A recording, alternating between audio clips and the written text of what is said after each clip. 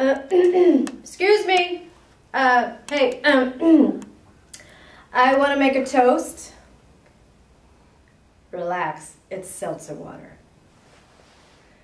Hello, I'm Sheba the Destroyer and Harbinger of Doom for this evening.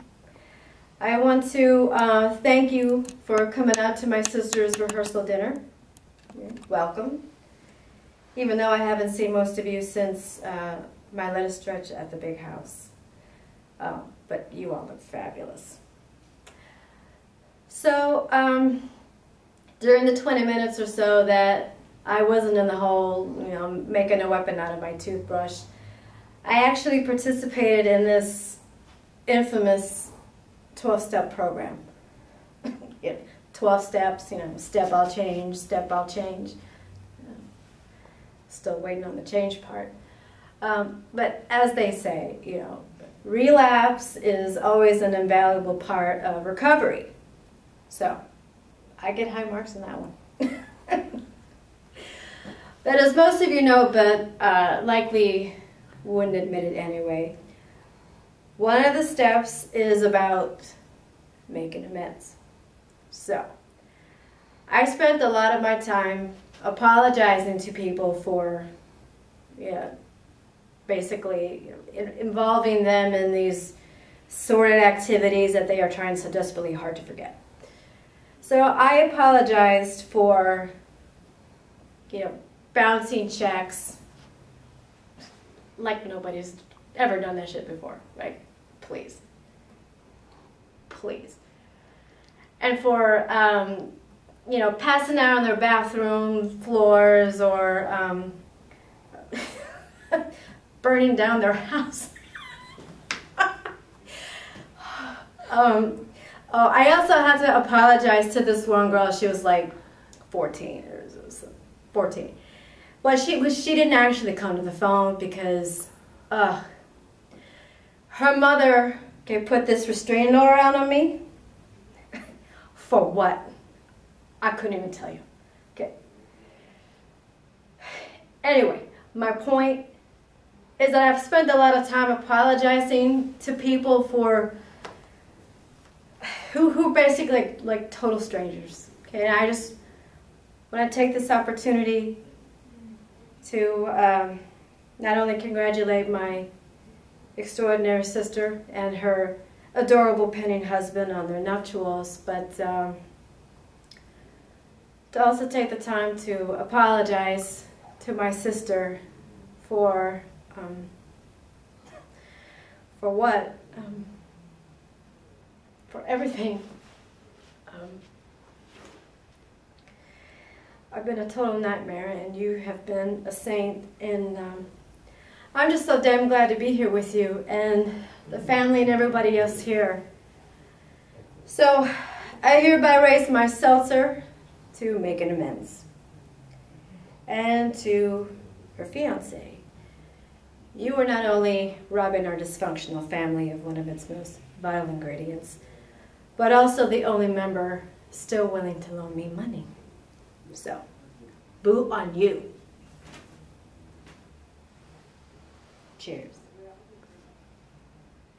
If I am your wife, I will be in the kitchen making matzo balls. When out in the world they're all crying for us to come out and change it. For the better, he says. For the better.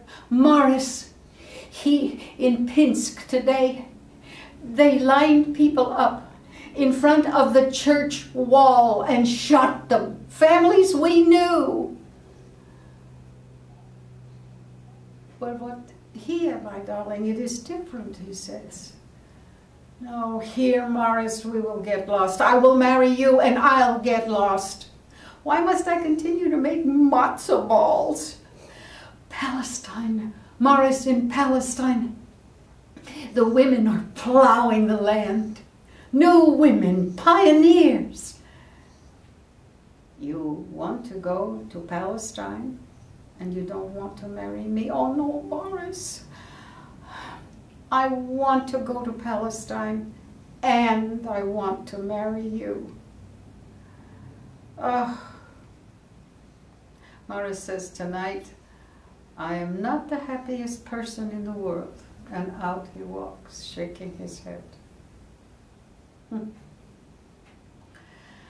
2 years later, we were married, living here in a kibbutz, assigned to the kitchen, making matzo balls.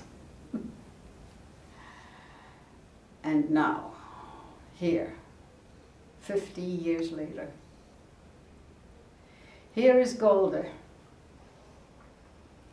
going into a cabinet meeting from which I know I will never be the same Golda. In South America, 1,000 people go missing every year. Nobody knows where they go, they just kind of like vanish.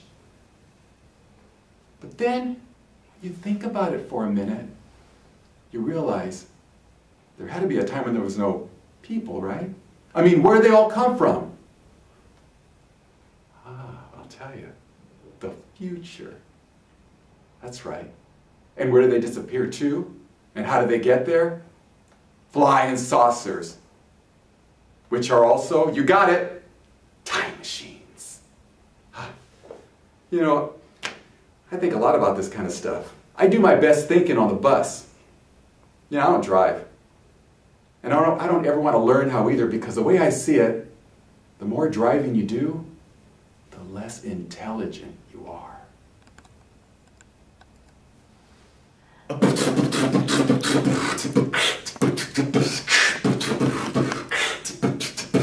Cause my name is Danny, and I'm the best. I got pie tattooed all over my chest. I'm a nerd from the streets. My grills on my braces. I got Velcro shoes, so I don't need laces. Look at all the girls in this place. They all add me to their MySpace. Algebra and English are easy for me. I learned calculus when I was 3. Yo. Word.